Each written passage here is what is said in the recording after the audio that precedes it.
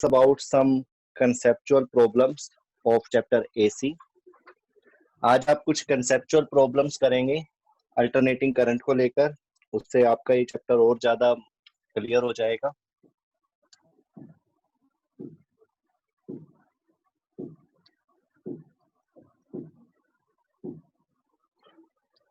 साथ के साथ आप अपनी रिवीजन स्टार्ट रखना बेटा, एग्जाम आ गए आपके। अल्टरनेटिंग करंट कंसेप्चुअल्स, तो वन बाय वन क्वेश्चन को करते हैं। क्वेश्चन में बहुत कुछ होता है, अगर उसको थोड़ा सा डिटेल स्टडी कर ली जाए उसकी। तो क्वेश्चन नंबर 1 स्टार्ट कर रहे हैं हम। How does inductive reactance very? Question के ऊपर फोकस रखना बेटा। How does inductive reactance very? Varies. Inductive reactance कैसे बदलता है, कैसे चेंज होता है? when frequency of AC source, when frequency of AC source, AC source का मतलब क्या है? अल्टरनेटिंग, वेरीज नहीं है, वेरी है। AC source in the circuit is halved, in the circuit is halved। ठीक, न्यूमेरिकल में तो बेटा आप फार्मूला लगाते हो, सोल्व करते हो, आंसर निकालते हो, ठीक है। इसमें भी कुछ बातों का ध्यान रखना पड़ता है। इसमें पूछा है इंडक्टिव रिएक्टेंस, देख रहे हो आप ये इंडक्टिव रिएक्टेंस क्या होता है? Inductive reactance XL. और फ्रीक्वेंसी, फ्रीक्वेंसी का पता है आपको, न्यू से लिखते हो, एंगुलर फ्रीक्वेंसी ओमेगा से लिखते हो। तो एक्सएल का सॉल्यूशन करेंगे अब इसका।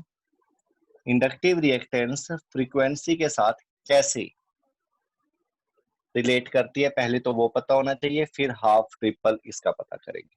सबसे पहली बात, अगर फ्रीक्वेंसी को बढ़ाया जाए तो एक्सएल पे क्या इफेक्ट पड़ेगा? तो एक्सएल को पहले स्टडी करिए। एक्सएल को एल ओमेगा भी लिखते हैं। क्या लिखते हैं? L omega. ओमेगा क्या होता है? 2 पाई न्यू। तो यहां से आप देख सकते हो जो एक्सएल है वो डायरेक्टली प्रोपोर्शनल टू क्या है? New, frequency. अगर फ्रीक्वेंसी को डबल करेंगे तो ये भी क्या हो जाएगा? डबल।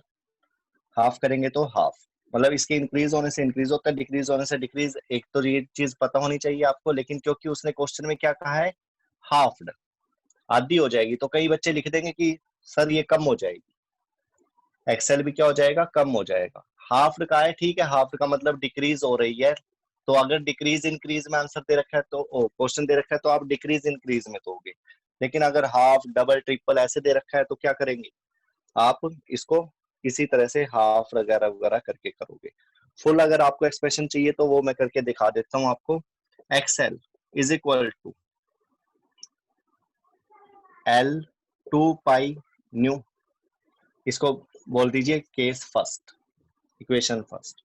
उसके बाद मैं फ्रीक्वेंसी की वैल्यू हाफ कर रहा हूं, यानी कि पहले मेरे पास फ्रीक्वेंसी क्या है? फर्स्ट केस में न्यू, सेकंड केस में मैं न्यू डैश ले रहा हूं, और वो किसके इक्वल ले रहा हूं? न्यू बाय 2 के। तो अब मेरा जो इक्वेशन बनेगा वो बनेगा एल 2 पाई न्यू डैश। लेकिन ये किसकी वैल्यू होगी? एक्सएल, जो न्यू वाला है, ठीक है। मेरे को क्या चाहिए? Inductive reactance very. वेरी का मतलब भाई वो चेंज हो गया, बदल गया है। तो बताइए, या तो बदलेगा, ज्यादा होगा, या कम होगा, या सेम रहेगा। तो यहाँ पर वो कम, ज्यादा या कुछ भी होगा तो वो यहाँ से निकल जाएगा। करके देखते हैं। न्यू डैश की वैल्यू बताइए, L 2 pi nu by 2, this is equation 2। अब आपको एक्सएल डैश की वैल्यू चाहिए, तो एक्सएल डैश अपॉन एक्सएल कर दीजिए। क्या वैल्यू है? L 2 pi nu by 2 upon L 2 pi nu, यानी कि ये 2 नीचे आ जाएगा। ये देखिए ये सब कैंसिल हो गया, क्या बचा? 1/2। तो एक्सएल डैश किसके इक्वल हो गया, 1/2 इंटू एक्सएल, या एक्सएल बाई 2 कह लो। क्या मतलब है इसका, कि जो नया इंडक्टिव रिएक्टेंस होगा वो पहले वाले इंडक्टिव रिएक्टेंस का हाफ हो जाएगा। तो आंसर क्या रहेगा, आंसर क्या रहेगा, inductive reactance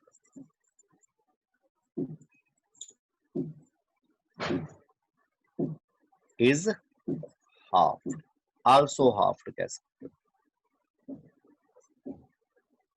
inductive reactance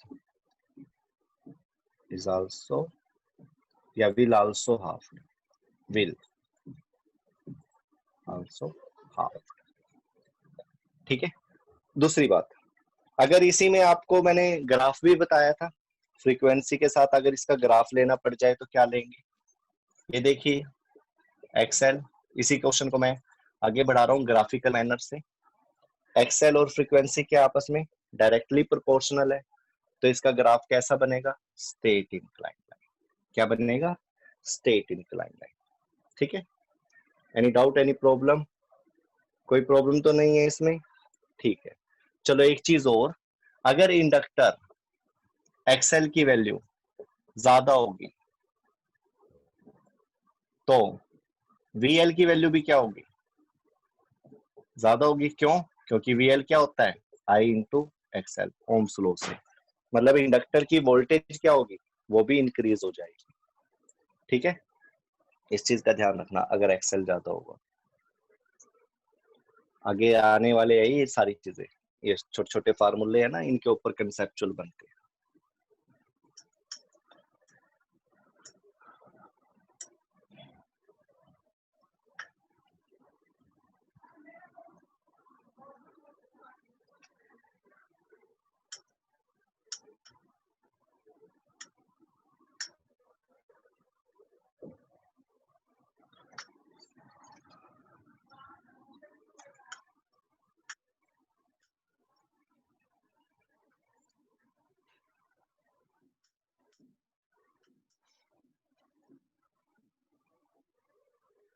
Next question.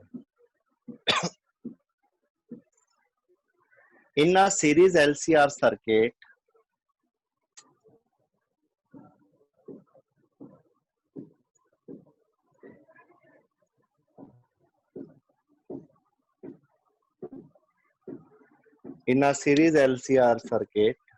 the voltages across an inductor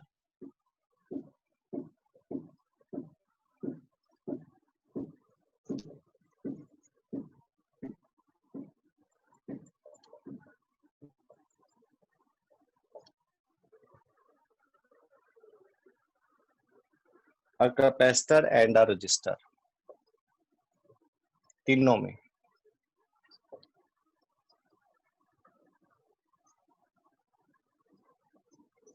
question को ध्यान से समझना बेटा, कंसेप्चुअल में बड़ा मतलब इधर उधर हो जाती है कोई ना कोई चीज, समझने की कोशिश करना। R 30 volt, 30 volt and 60 volt respectively.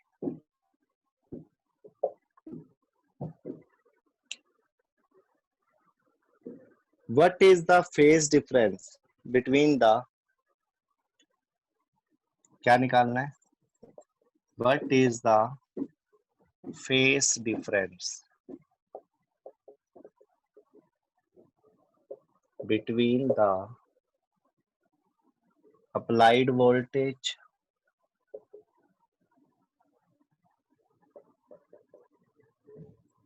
and current in the circuit? ये क्वेश्चन आपके पास क्या दे रखा है, in a series LCR circuit the voltage is across inductor, capacitor and register.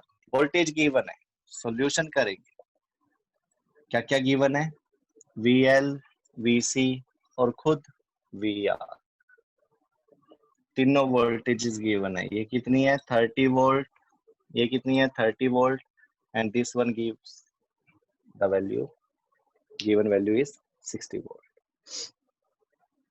अब वो कह रहा है कि फेज डिफरेंस चाहिए। क्या चाहिए? Phase difference. फेज डिफरेंस में क्या होता है?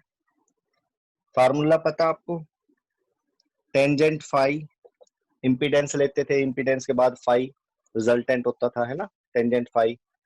कैसे लेते थे? परपेंडिकुलर अपॉन बेस करके। परपेंडिकुलर की value VL minus VC upon VR ऐसे लेते थे। इसी को आप IXL माइनस IXC कर देते थे, याद है? IR, I से I कैंसल होकर क्या आ जाता था? XL minus XC upon R। यानी कि अगर आपको रेजिस्टेंस की फॉर्म में लेना है तो रेजिस्टेंस की फॉर्म में भी ले सकते हो रेशो, वोल्टेज की फॉर्म में लेना है तो वोल्टेज की फॉर्म में। LCR सीरीज सर्किट में जब VL ग्रेटर देन VC होता था, उल्टा भी ले सकते हो, VC माइनस VL भी ले सकते हो। ये कब? जब इन दोनों में से कोई बता रखा हो कि ये ग्रेटर है और ये कम है। लेकिन यहाँ पर तो दोनों क्या है? इक्वल है, तो आप जो मर्जी ले लीजिए। तो यहाँ से देखिए, अब टेंजेंट फाई निकालना आपको, तो VL माइनस VC क्या होगा? 30 volt minus 30 volt upon 60 volt, क्या आ गया? 0। फेज डिफरेंस क्या आ गया? 0। ये आपका आंसर होगा। फाई की वैल्यू क्या आ जाएगी आंसर में? 0। लेकिन मेरा क्वेश्चन यहाँ पर ही खत्म नहीं होता। 0 कहां पर होगा? टेंजेंट फाई 0 की वैल्यू जब फाई 0 डिग्री होगा, ये आपका आंसर होगा। बट अगर देखा जाए फाई की वैल्यू 0 डिग्री आने का मतलब क्या है? कैसा सर्किट होगा ये? कैसा सर्किट होगा? देखिए, पता होना चाहिए ना सारी बातें आपको। इसको बोलते हैं प्योर रेजिस्टिव सर्किट। क्या बोलते हैं? Pure resistive circuit. और इसके अंदर करंट की जो वैल्यू है वो मैक्सिमम हो जाती है, और करंट और वोल्टेज सेम फेज में होते हैं। क्या होते हैं? सेम फेज में। पढ़ा था ना ये तीनों बातें इसके अंदर आपको पता होनी चाहिए कि फाई की वैल्यू 0 डिग्री होने का क्या मतलब है। Okay, any doubt, any problem? ये हो गया क्वेश्चन। ये सारे बोर्ड के क्वेश्चन है जो बोर्ड में आए हुए हैं कभी ना कभी।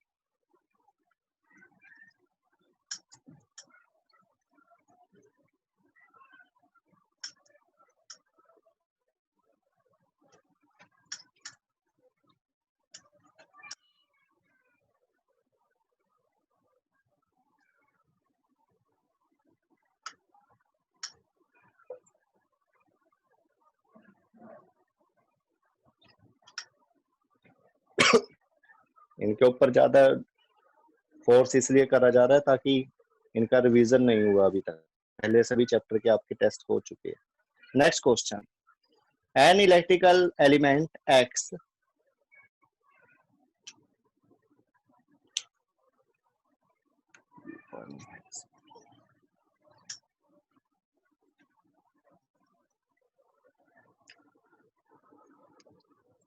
An electrical element. देखिए, है बिल्कुल आसान सा क्वेश्चन, लेकिन देखना कैसे मुश्किल बनाकर दे रखा है ये घुमाकर। व्हेन कनेक्टेड टू एन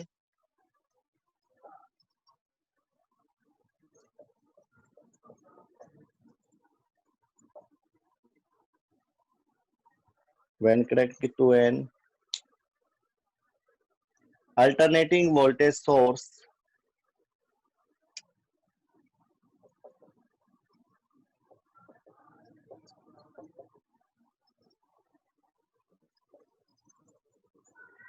इसी तरह ये क्वेश्चन आने हैं आपके एग्जाम में। Has current through it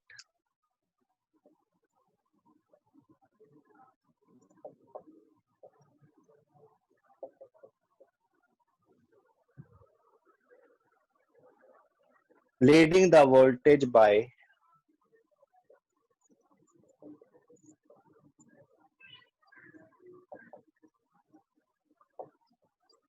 pi by 2, pi by radian. Radian में ही होती है ना ये पाई बाय 2 वैल्यू। वैसे 90 डिग्री लिख देते तो एंगल में हो जाती, डिग्री में। Identify x, identify x and write an expression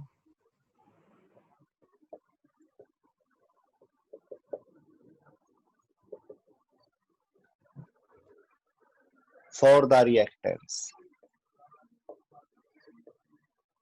कौन सी रिएक्टेंस है ये नहीं बताया गया है आपको। इसके अंदर दो चीजें बतानी है, एक तो एक्स क्या है और इसका एक्सप्रेशन रिएक्टेंस के।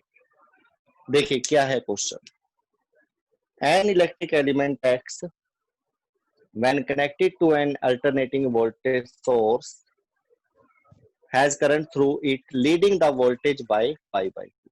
वोल्टेज से लीड करे करंट, तो कैसा सर्किट होगा, कैसा सर्किट होगा, और वो भी पाई बाय 2 से। ये देखिए, हाँ गुड, ये देखिए इसमें क्वेश्चन बनाएंगे और भी बनाएंगे, क्या पता पाई बाय 2 ना आए, कुछ और आ जाए, है ना। एक्स निकालना है, पाई बाय 2 गिवन है, लीडिंग, लैग भी हो सकता था, लैग होते ही देखो आंसर बदल जाते हैं इसमें, तो बड़ा ध्यान से देखना पड़ता है। किसको कह रहा है वो लीड होएगा, करंट को। कहा गया, current, current leading the voltage. तो करंट किस में आगे होता है, कैपेसिटर के केस में।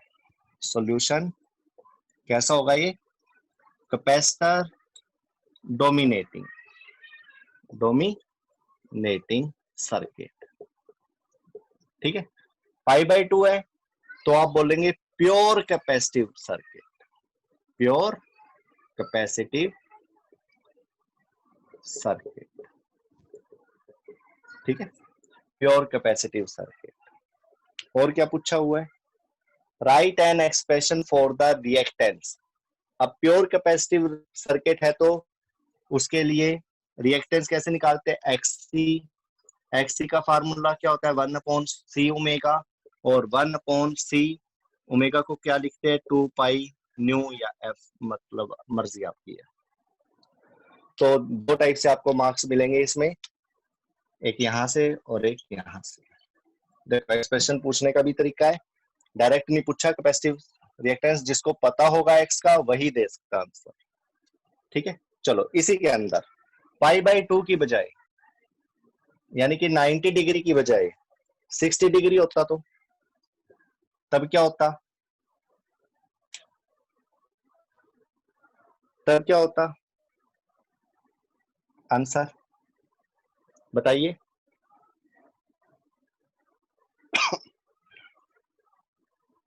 बताइए बेटा,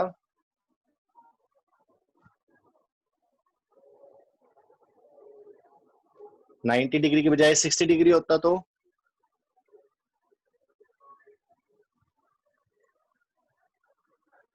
स्टूडेंट्स,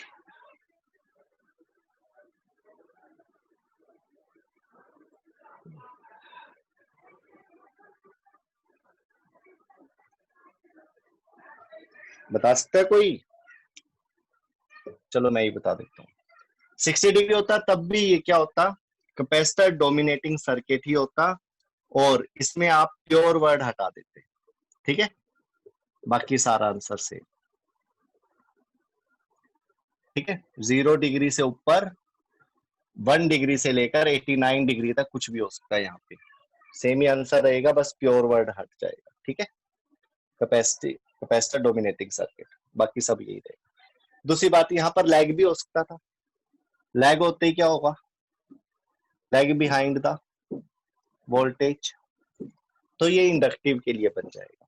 फिर कैपेसिटिव की जगह क्या आ जाएगा, इंडक्टिव, ये सब क्या हो जाएगा, बदल जाएगा, क्योंकि इंडक्टिव के केस में वोल्टेज आगे होती है और करंट पीछे। अब वोल्टेज आगे चली गई है 60 डिग्री से, तो आप इसको बोल देंगे inductor dominating circuit, inductor dominating circuit. और इसमें रिएक्टेंस की वैल्यू क्या हो जाएगी, XL is equal to omega L या L omega 2 pi nu L. ठीक है, ओके। एक चीज का ध्यान रखना, इसमें XL directly proportional to frequency होता है, तो XL directly proportional to L भी होता है। ठीक है, दोनों चीजें ध्यान। चलो नेक्स्ट करते हैं।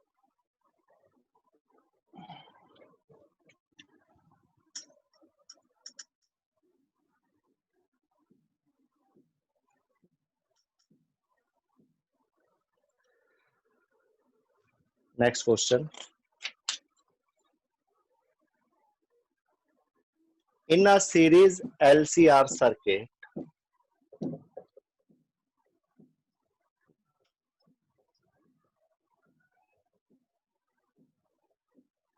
in a series LCR circuit, VL is equal to VC and not equal to VR. What is the value of power factor? देखो power factor, what is the value of power factor? किसी को आता है तो solve करिए जल्दी से, conceptual problems है ये। VL is equal to VC and not equal to VR, क्या मतलब होगा इसका? पावर फैक्टर की वैल्यू क्या होगी, क्यों होगी, कितनी होगी? ठीक है, ये सब बता सकते हो आप। यू नो वेरी वेल, जब VL और VC इक्वल होते हैं तो इसका मतलब क्या है? XL is equal to XC, I से आई कैंसिल हो जाना। और अगर XL is equal to XC होगा तो Z की वैल्यू क्या हो जाती है? आता है ना Z का फार्मूला, XL माइनस XC या XC माइनस XL लेते थे आप, है ना, R स्क्वायर। तो अगर ये दोनों इक्वल होंगे तो क्या आएगी value? R।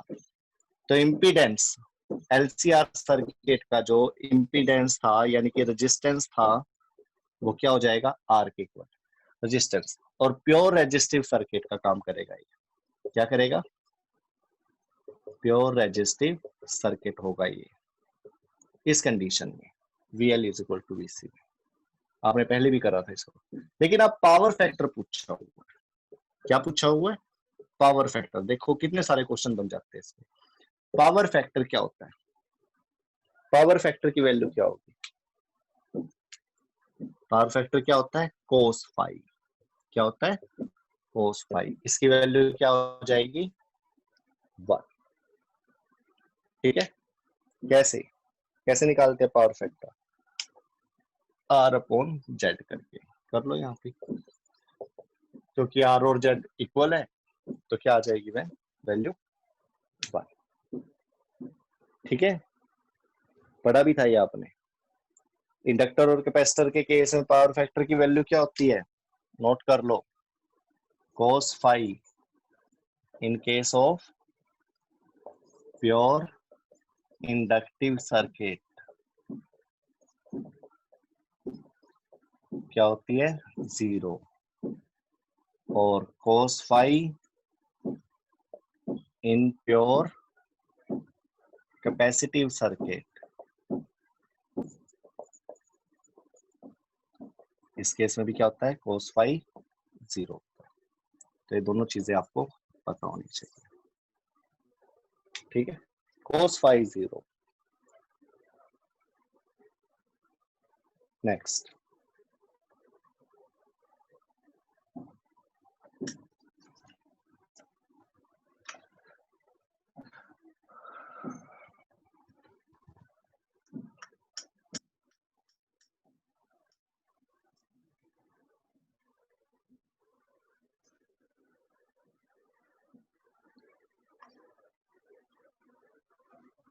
an inductor is connected in series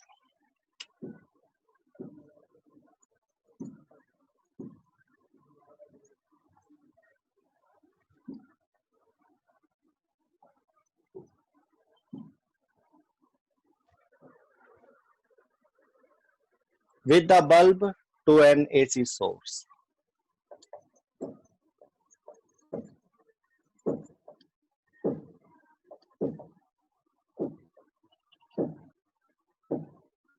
with the bulb to an AC source,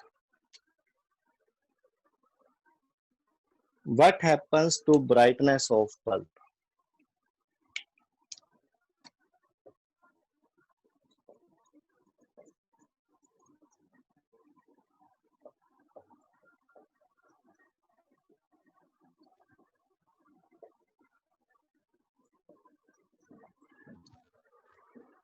उसकी बल्ब की ब्राइटनेस पे क्या इफेक्ट पड़ेगा?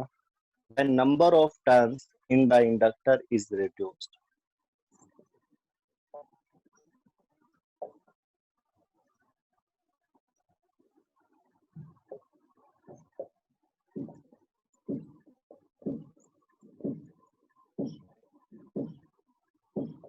Reduced. क्या फर्क पड़ेगा अगर इंडक्टर की जो टर्न्स है, नंबर ऑफ टर्न्स है, वो क्या कर दी जाए? रिड्यूस कर दी जाए। ठीक है, बल्ब की ब्राइटनेस पर। बल्ब की ब्राइटनेस पर। ब्राइटनेस क्या होता है? ग्लो। ग्लो कैसे होता है? हीट और लाइट एनर्जी जब रिलीज होती है। You know very well heating effect of electric current क्या था? आई स्क्वायर आर टी। आई क्या था? ये वर्चुअल और आरएमएस वैल्यू होती है। ठीक है, करंट। ठीक है, जितना ज्यादा करंट होगा उतना ज्यादा ग्लो कर जाएगा। ठीक है, तो ये फार्मूला तो आपको पता है ब्राइटनेस के लिए, तो आप यही फार्मूला लेंगे। ठीक है, ओके। तो नंबर ऑफ टर्न्स को रिड्यूस करना है, कम करना है। इंडक्टर की नंबर ऑफ टर्न्स को अगर कम करेंगे तो इंडक्टर पे क्या फर्क पड़ेगा? इंडक्टिव रिएक्टेंस पे क्या फर्क पड़ेगा? इंडक्टिव रिएक्टेंस क्या होता है? L omega. क्या होता है? L omega. और एल क्या होता है? एल की वैल्यू सोलेनोइड वाला करा था आपने, इंडक्टर वाला करा था। सोलेनोइड में जो नंबर ऑफ टर्न्स है वो उसके क्या होता है? डायरेक्टली प्रोपोर्शनल होता है। मतलब नंबर ऑफ टर्न्स बढ़ेंगी तो एल बढ़ेगा, है ना? अगर नंबर ऑफ टर्न्स बढ़ेगी तो एल बढ़ेगा, एल बढ़ेगा तो क्या होगा? एक्सएल भी इंक्रीज होगा। और अगर एक्सएल इंक्रीज होगा, इंडक्टिव रिएक्टेंस, अगर इंडक्टिव रिएक्टेंस इंक्रीज होगा तो करंट पर क्या फर्क पड़ेगा? बताइए। अगर एक्सएल इंक्रीज होगा तो इंडक्टिव रिएक्टेंस पे क्या फर्क पड़ेगा?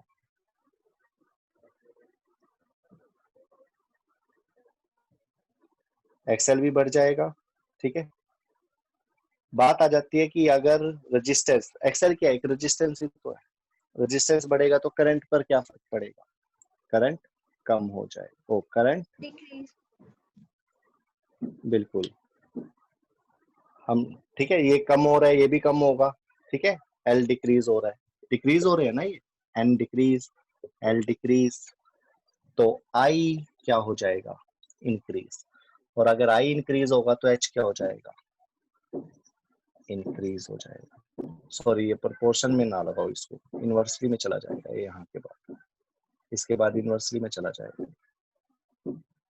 तो कई लॉजिक लग गए ये इसमें, है ना? इसको अलग रख लो, इसको अलग रख लो। ठीक है, अगर नंबर ऑफ टर्न डिक्रीज होगी तो एल की वैल्यू भी डिक्रीज हो जाएगी। एल की वैल्यू डिक्रीज होगी तो क्या होगा? एक्सएल डिक्रीज हो जाएगा। और अगर एक्सएल डिक्रीज होता है तो आई क्या हो जाएगा? इंक्रीज हो जाएगा। और करंट इंक्रीज होने से हीट एनर्जी ज्यादा होगी, बहुत ज्यादा ग्लो करेगा। यानी कि ब्राइटनेस, ब्राइटनेस क्या हो जाएगी? इंक्रीज हो जाएगी, इंक्रीजेस। इस तरह से आपको ये आंसर देने पड़ेंगे। इसी तरह से आगे क्वेश्चन आ रहा है आपके लिए, a light bulb and an open coil inductor. इसी टाइप का ही है ये, थोड़ा सा पूछने का तरीका अलग करा गया है।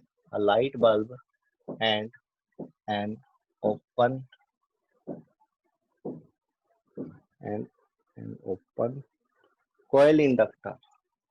बात वही है, इंडक्टर को लिखने का तरीका स्प्रिंग की तरह। ठीक है, and an open coil inductor are connected to an AC source.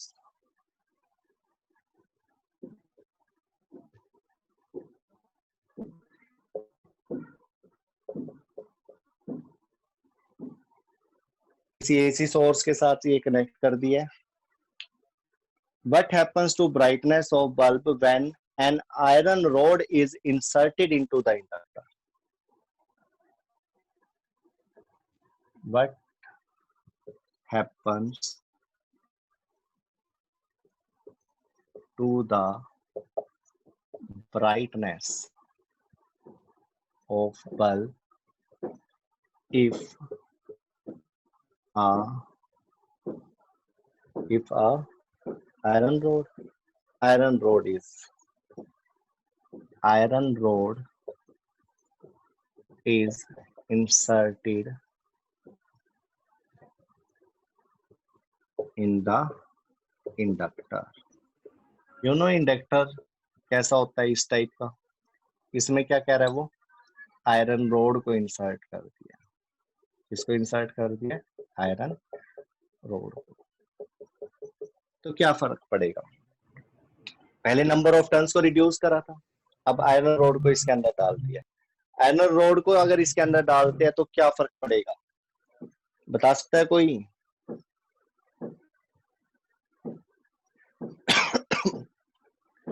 Inductance की वैल्यू क्या होगी.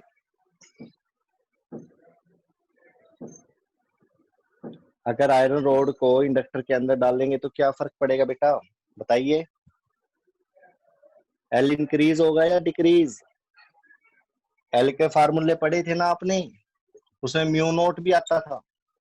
म्यू नोट क्या होता था, मटेरियल कोयल किस टाइप का बना हुआ है, और जो ये कोई भी रोड वगैरह वगैरह डालते थे ये भी इसके साथ रिलेटिव परमेबिलिटी बन जाता था. ठीक है. तो एल के ऊपर क्या फर्क पड़ेगा, इंक्रीज होगी डिक्रीज होगी. म्यू नोट सामने था या रेसिप्रोकल में, बताइए.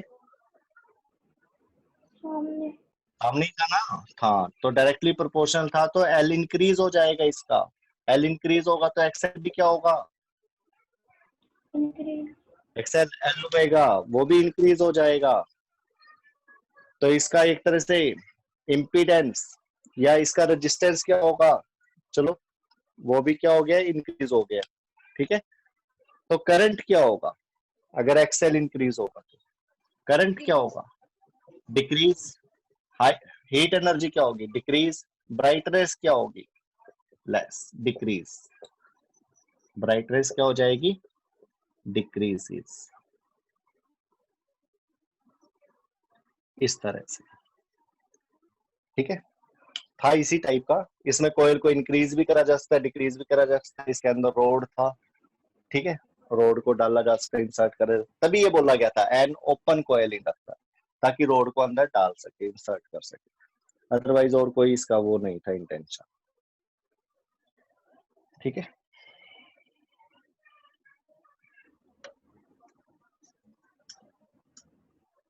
कुछ कॉन्सेप्चुअल्स और कुछ न्यूमेरिकल करने से चैप्टर के जितने भी आर्टिकल्स होते हैं, फार्मूले होते हैं, वो सब याद हो जाते हैं.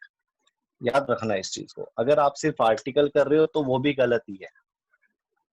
आर्टिकल्स के साथ साथ कुछ एक कंसेप्चुअल और न्यूमेरिकल्स सभी बच्चों को साथ साथ अगर कर लेंगे तो वो बोर्ड के लिए अपने आप को तैयार कर रही है. लास्ट में कुछ नहीं होगा बेटा, साथ के साथ आप कर लीजिए. अब टाइम भी आप पे फुल वीक है. देखो एसी के मैं करवा रहा हूँ, उससे पहले भी करवाता जा रहा था मैं आपको साथ के साथ. अगर आप सिर्फ वो काम भी कर लोगे तो बहुत कुछ मिल जाएगा वहां से. नेक्स्ट. अच्छा क्वेश्चन है. For a series LCR circuit, ये सब बोर्ड के क्वेश्चन है आपके.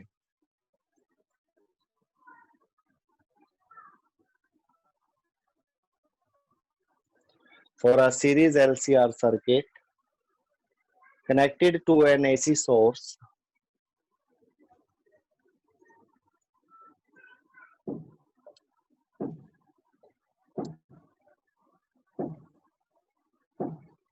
connected to an AC source. Identify the graph.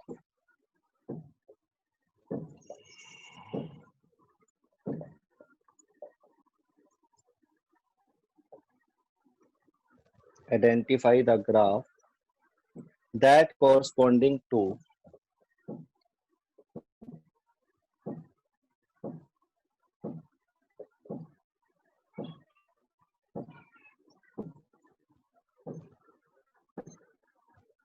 omega is greater than 1 upon root LC.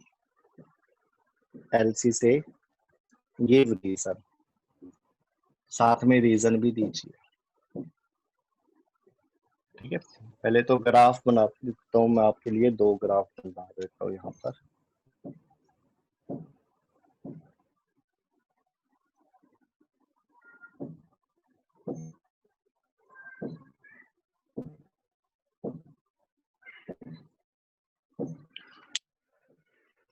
एक ग्राफ तो है आपका, ये तो वोल्टेज को शो कर रहा है, वोल्टेज और करंट दोनों ही है इसमें। अब करंट के लिए ही बना रहा हूं मैं। करंट इसके एम्पलीट्यूड से थोड़ा कम होता है।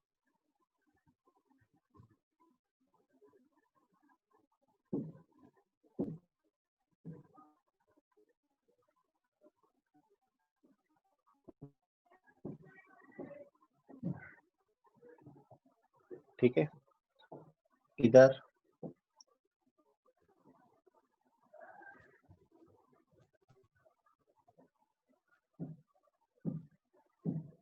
ये 2 ग्राफ दे रखे हैं, ए और बी। बताइए इस कंडीशन को कौन सेटिस्फाई करता है, बता सकते हो?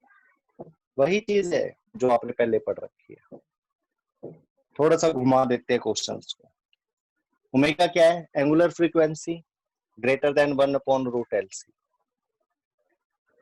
बताइए। बी। बी नहीं बेटा नहीं, बी कैसे हो गया? बी में क्या हो रहा है? वोल्टेज आगे है, करंट। 1 मिनट,